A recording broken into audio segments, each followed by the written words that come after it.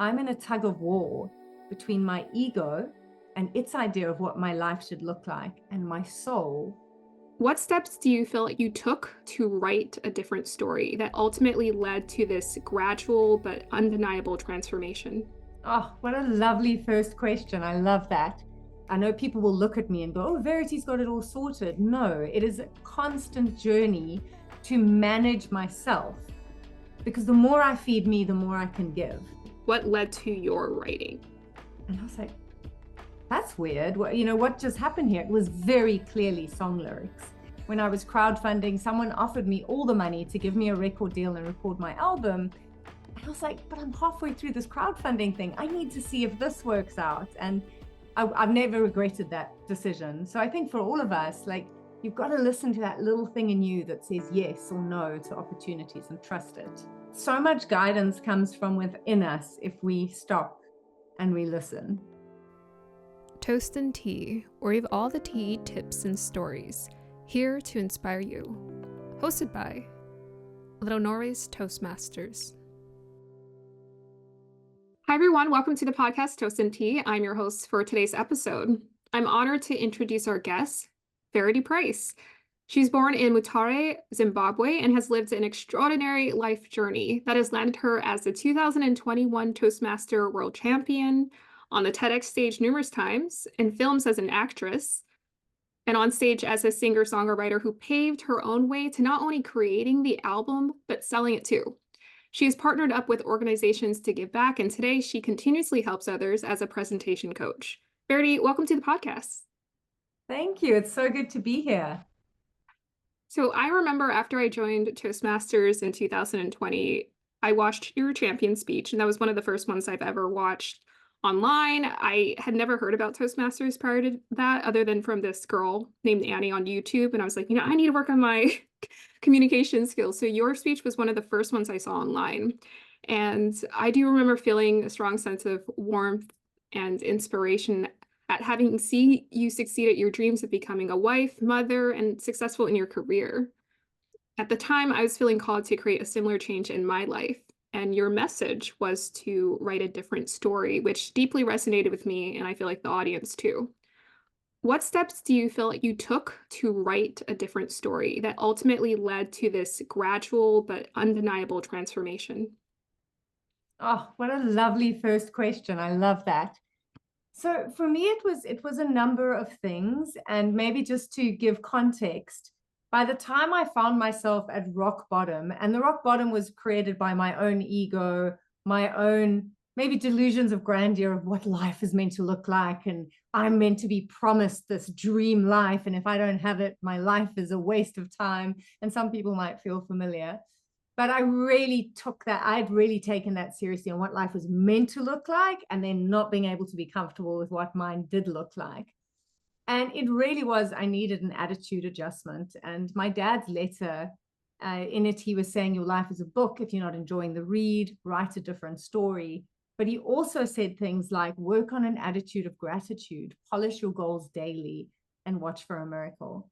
And so the big thing that started turning it around for me, and I was right in the middle of a really difficult breakup. I'd lost a beautiful home. I was now living in my sister's spare bedroom. Is I signed up for something online, and I recommend this to everyone because it's such a beautiful exercise. It's called 100 Happy Days. You can Google it, 100happydays.com. And all it asks you to do is for 100 days, take one picture a day of something that made you happy. And just do that and share it and journal it and dialogue it and share it with people. And I did that because I was at my lowest, but I thought, you know what, I'm going to get to the end of 100 days and I don't want to be this version of me. And as I started doing that, and it was not easy initially because I was miserable, but I'd get to the end of a day going, oh, I haven't had a happy moment. Oh no, I'll go for a walk. And I would actually decide I was going to have a happy moment, even if I hadn't had one. And then suddenly I started looking forward to what's going to be good today. And I was noticing dogs playing on the beach and going, this is my happy moment. Or my sister making a beautiful meal and going, I'm taking a picture of this. This is my happy moment. And it might sound silly, but it started to rewire my brain. I started looking at my circumstances exactly where I was, through a completely different lens. And that challenge helped me to write a different story. And the little piece I'll add on to that is I've done that challenge many times. I did that challenge to fall pregnant because I was trying to fall pregnant in my mid-40s, and I did it with my husband. And when I started writing the first version of my final speech, I looked at the date. I think it was the 23rd of May, 2021. And I was writing about this story, about the 100 happy days. And I looked to when the world finals would be, if I would get there. And it was 100 days away to the day. So I did the 100 happy days challenge while I was competing. And day 100 was the day I became world champion. Oh, wow. Okay, well, we need to take that method. I've never heard of the 100-day method before, but that sounds like a method that anyone could like practically find a way to apply it in their life. That's phenomenal. And it's really interesting how it worked for you for multiple goals that you were looking to achieve. So in one of your interviews, you mentioned that the more you said it, the more you became it. I feel like that's sort of falling in suit with the reprogramming your mind. So what are some of the words you often say to yourself to stay focused on your path? Thank you. I say thank you. Thank you for this challenge. Thank you for this opportunity. Thank you that this has gone wrong. What can I learn from it? But whenever I remember to be grateful, and it's that attitude of gratitude my dad was trying to teach me about when I was young. It took me a long time to take his advice. But being grateful often keeps me on my path. And just full disclosure here, I am someone who's wired to sometimes be depressed, sometimes be anxious, sometimes be a victim. I know people will look at me and go, oh, Verity's got it all sorted. No, it is a constant journey to manage myself. And I've learned that when I get grateful, that's when I get energized. That's when I keep moving. So, and they say, I think it was Eckhart Tolle or someone said, if the only prayer you ever say is thank you, that is enough. Perhaps Eckhart Tolle said it. I've heard Oprah say that too before. Like where she's Okay, always mentioning one of those I think ones, every one of them, all of them, they all use it. You're right. I think that's a shoe into helping anyone to feel good in life. And that's something I've been learning in my own personal life, is learning how to be grateful. You mentioned that you were wired that way, but I also wonder that maybe it's not just you are wired this way, but we're learning more and more that our brains are wired that way, right? We're wired to seek pleasure or, maybe focus on pain. And so we often find ourselves in naturally like depressive or anxious states. So it seems like you cracked the code for yourself and you realize, wow, I have these habits. How do I override them and create a different experience for myself instead of letting that tendency take control of my life? 100%. And what's come out of this whole journey for me is I've put together a keynote and a workshop that I've been running for over a decade now called Lead with Optimism, Activate Optimism, Succeed with Optimism. And it's not I share my story, but the work I share is decades of research in positive psychology. And all the research points to that happy habits today, happy habits here lead to successful results tomorrow and successful results there. Because I think one of the biggest problems in the world today is we suffer from the, are we there yet syndrome, like an irritating child in the back of the car. We're just always wanting to arrive. And it means we forget to enjoy the journey. And we are wired to forget to join the journey because our brains are programmed to focus on risk and focus on failure because that's how you survive. But the only way we thrive is when we start to focus on, okay, that's where I'm going, but how can I activate positive energy here to move me there? So that the version of you that arrives there is a happy version, because everywhere you go, there you are again. So always go, is this the version of me I want to take where I'm going? Right. It's such a tricky thing. And I find it so interesting on my day-to-day life, how I find myself in those states where I'm forgetting to be intentional with where I'm directing my energy or my attention. And it really does take energy to stay positive. It takes energy to stay on path. And I feel like when we're not putting that intention into it, it's very easy to fall into those sort of lazy states or just feeling unmotivated in life.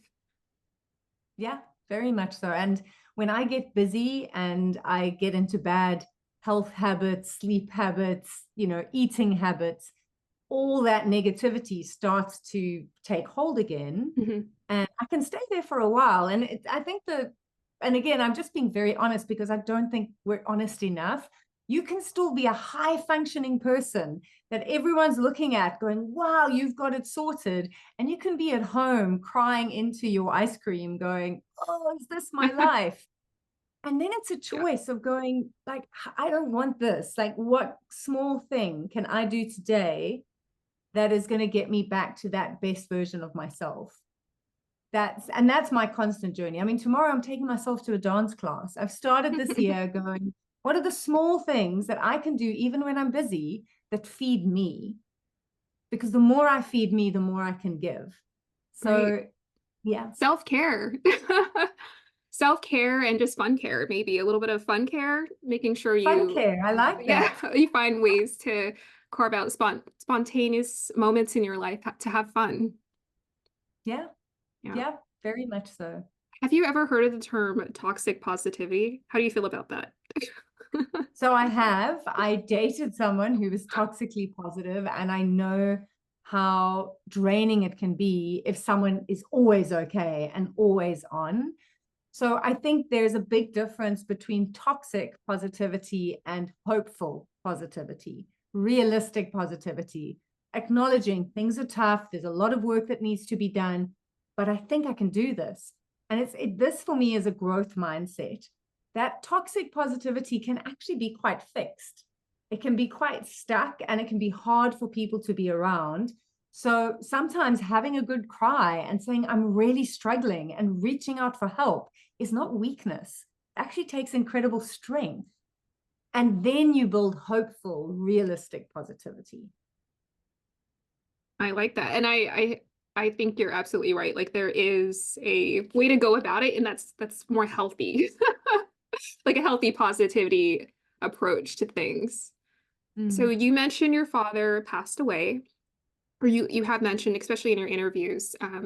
So I found that those who find success in life, that it's not just coming from anywhere. When I was watching your old videos of your journey of becoming a songwriter and whatnot, it just sounds like you've gained so much wisdom. And I feel like that might be a huge part of the equation of what's behind your success. So what wise lessons were the hardest for you to learn?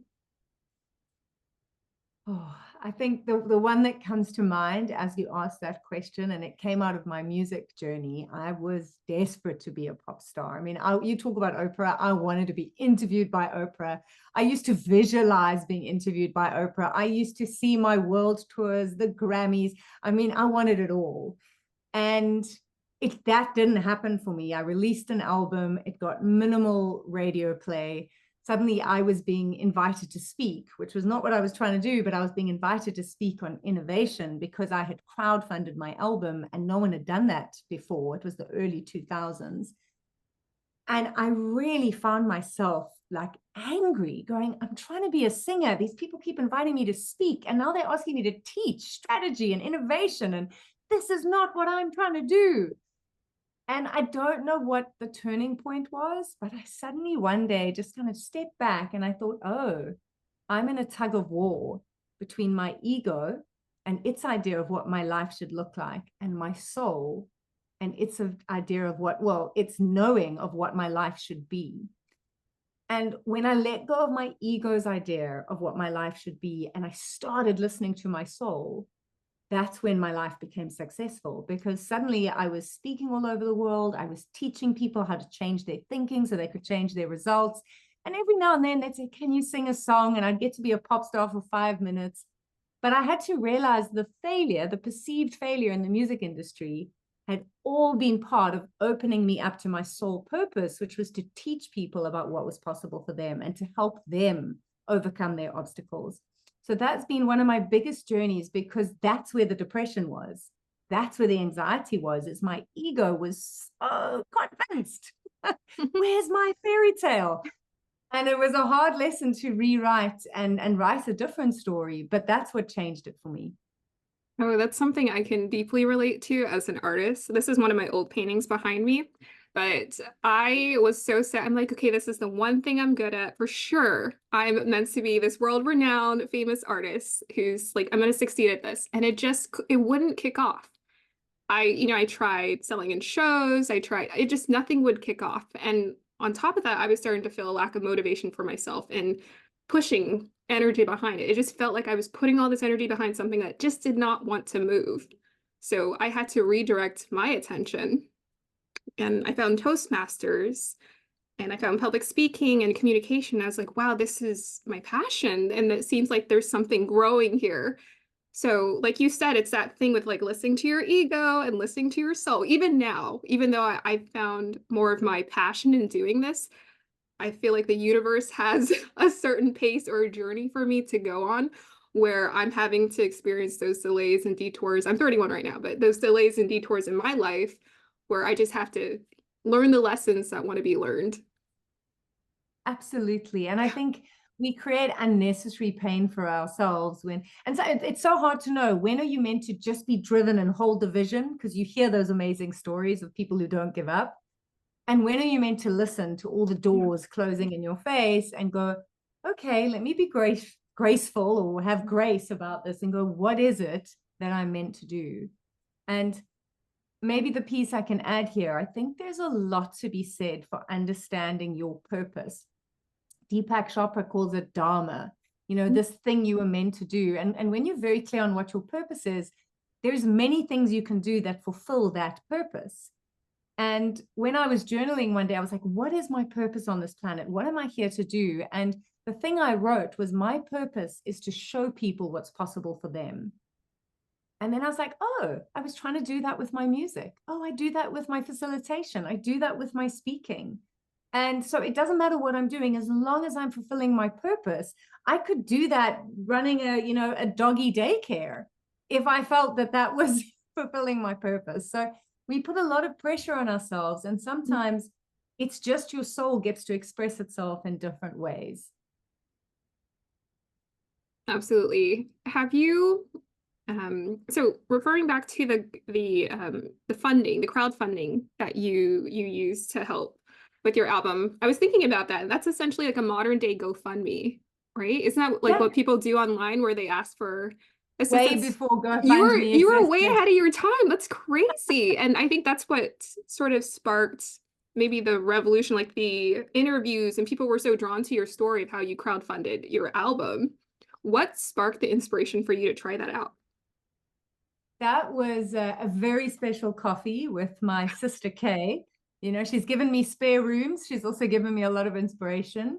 And she had read a book called The Six Thinking Hats by Edward de Bono. I highly recommend reading it if people haven't. Very simple, but profoundly powerful way to solve a problem and come up with innovative ideas. And over a cup of coffee, she explained what each of the 6 hats were. One looks at facts, one looks at feelings, one looks at positives, negatives, ideas. And we asked the question, how can I record an album without going into debt? So a lot of thinking comes down to the quality of your question. And that was a great question. How do I do this without going into debt? And after unpacking what was happening in my career at that point, when we got to what he calls the green hat, the innovative lateral ideas, I suddenly just said, just because I don't have the money, why not ask everyone I know who supports me and believes in me, and all my songs are written and I'm ready to record, why don't I ask them to buy my album before I record it? And the reason that idea got traction was that Kay, who was thinking with me, went, oh, what a great idea. Oh, how would that work? And she built on my idea. Whereas I think for a lot of people, when they're trying to solve a problem and they have this aha moment, the person sitting next to them goes, what? Really? That's not going to work. And they shut down that creativity. So, she opened up a space for me to come up with an idea that I was excited enough to go and share with the world. And that changed everything, because suddenly I was this crazy singer selling an album that didn't exist. And it wasn't easy, but it taught me so much about a vision, and that's when I started speaking. I would have to go and pitch it to business groups. And I discovered that I loved speaking. So it really was, that was what changed everything in my life. And it was the biggest potential failure, to put yourself out there, and what if no one buys it? But because I was so passionate and because people saw I was going to follow through, 2,000 people in 25 countries bought it, and we raised the money and we recorded. So what did that teach you from there? Did you feel like, wow, I don't know, maybe one of the lessons would be how important it is for us to have a support system to build our dreams. What do you feel like you learned through that experience? So there was three things that I took away from it that I believe you can apply to any project that you're trying to do, any vision that you're trying to achieve.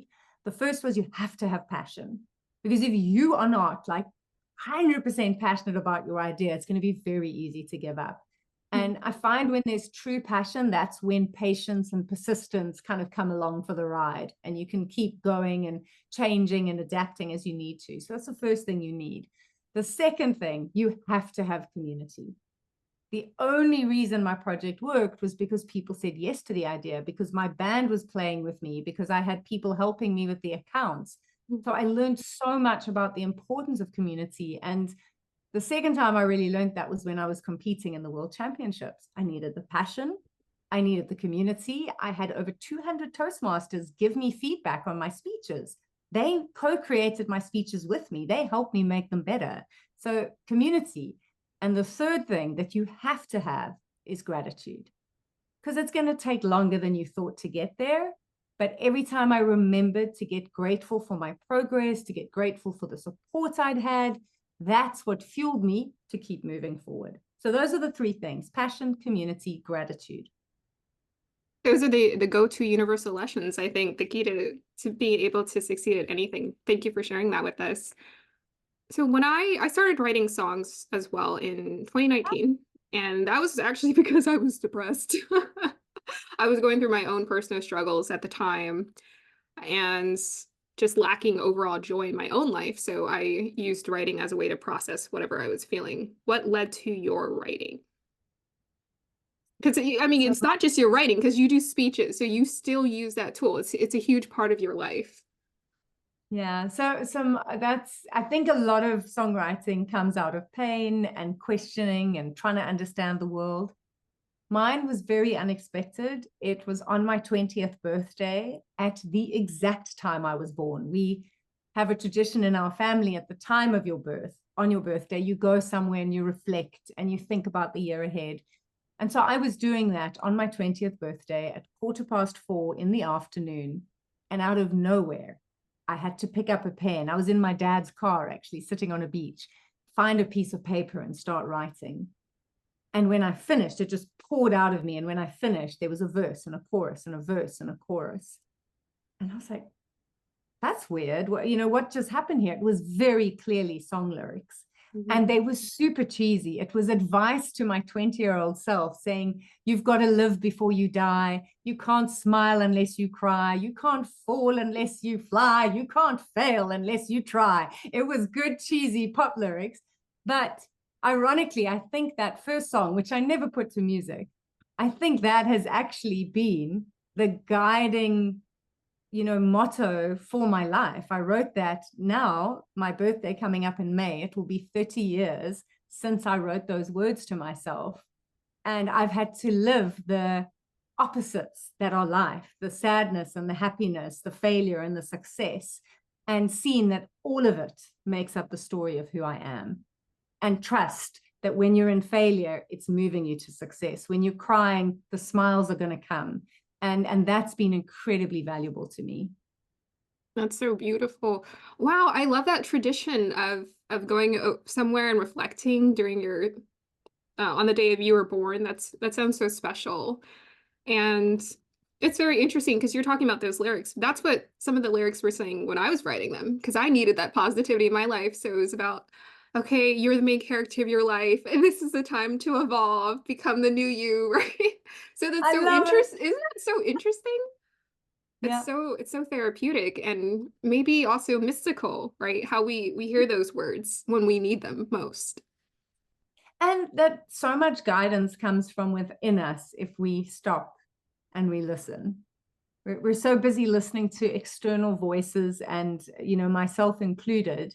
And that's where journaling can be such a beautiful process. That is another way to pick up your pen and write a different story, just to write the life you want, write the things you're walking towards, say thank you for what you have. And it does make you the author of your life the more you do it. And how interesting, like, to have that full circle moment where your dad wrote you that letter. Why did your dad write you that letter? Maybe you mentioned in the speech, but I'm trying to remember. Why did he write you that letter? My dad, throughout my life, used to write me letters. I think he found it easier to try and connect with me because as a teenager, I didn't think he knew anything. So he would leave letters for me at the top of the stairs in our house, going, it's very hard living in a house with a 16-year-old who thinks her father is stupid. But here's some advice that might help you. I'm worried about you, or you're looking really angry with the world. And so that was part of our tradition. And I was living in London before he died. And it was before the internet. We didn't have emails. That's a long time ago. They were only just coming in. We'd do one phone call a week and we would write letters. And it was the last letter he wrote to me. And I didn't even have the courage to start singing. I was 24 years old.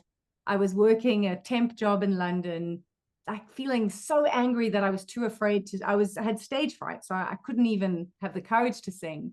And he'd written a letter to me about all the people in our family who'd come back from nothing, who'd turned failure around. And then he closed it with, you are the author of your life. Wow, that's incredible. I don't know if you ever write a memoir or a book. I can just imagine you talking about that experience with your dad writing that letter, but I guess maybe it started with him, right? The writing magic, and then it just sort of passed on to you. That's kind of amazing. Absolutely. I mean, it's, but even, my 21st birthday, which was before he died, I had my initials are VAP, Verity Price. So I had a very quirky verse and pillow party. I asked everyone, I only had a few friends that I invited to bring a pillow and a verse, a poem that they'd written. And we all shared these hysterical poems with each other. So the writing was already coming through. I still have the poems that my mum and my dad wrote for me. It was so special. Oh, your mom wrote you poems too? Yeah. Oh, yeah. Wow. I mean, that's crazy, Verity. I mean, just hearing that, it's like, no wonder. It just feels like, I don't know, sometimes I feel like when people are, if you ever look at Mariah Carey or someone, like her mother was a singer too. Her mother was an opera singer. So it just seems like sometimes that magic passes down in the family. Just to hear that your mother and your father are writing you poems and letters, it's so beautiful.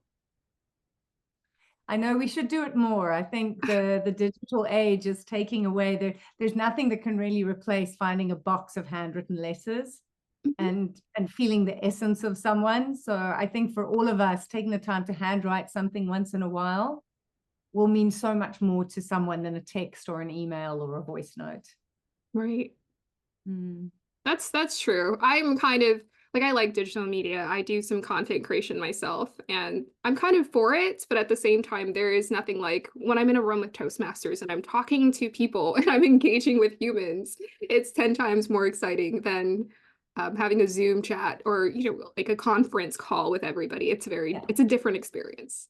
Very different. Yeah. So I still have like so many questions I want to ask, but we're going to land on the final two. Have you ever heard of the singer-songwriter Jewel? Yes. Have you? Well, Love when I her was, work. yes, it's so interesting. She popped up on my feed the other week and I watched her interview and she talked about her story of hardship that she went through and creating her becoming successful in the industry. But one of the things that stuck out that she mentioned is that she never sold her soul or never sold herself to the industry. She was always very authentic to herself and the message.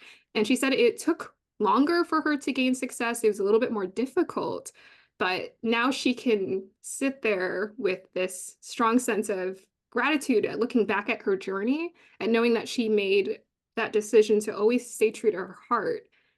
And it sounds like through your journey, that's sort of what you've been learning too.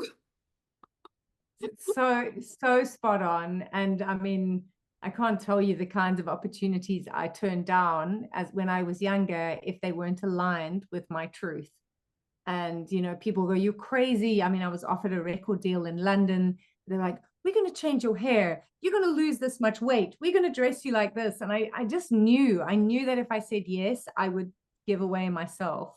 And look, I didn't become Jewel and I didn't ever have her success, but it still was, it felt right for me to trust my process. And when I was crowdfunding, someone offered me all the money to give me a record deal and record my album. And I was like, but I'm halfway through this crowdfunding thing. I need to see if this works out. And I've never regretted that decision. So I think for all of us, like, you've got to listen to that little thing in you that says yes or no to opportunities and trust it. Well, that's some beautiful words of advice, but we're closing out this podcast. Do you want to offer some final words of advice to our audience for today? You've already given us so many. I do believe that what my dad was trying to teach me is that each of our lives is a book. Your story is one you write every day with the choices you make, the habits that you focus on, the things that you perpetually do. And if you're not enjoying what some of the aspects look like, just step back and go, how can I pick up my pen and write a different story about this? And who can I draw around me, the community that's going to help me get there? How can I get passionate about that change? And then most importantly, remember to stay grateful, to work on that attitude of gratitude, even when it's not looking the way you want. Thank you for the lesson. Thank you for this. Thank you. If the only prayer you ever says is thank you, that's enough. So I think that's for all of us. If we can get in the habit of that, we will make ourselves happier, and that will ripple into our world and have an incredible impact. Well, there you go, guys. Those are the final wise words of the podcast. Thank you so much, Verity, for being here with us today. Thank you. I've loved this conversation. Next time in person. Oh, I would love that. I would love that so much. Right. Thank you, everyone, for joining us for this episode of the podcast Toast and Tea, and I'll see you for the next episode. Bye.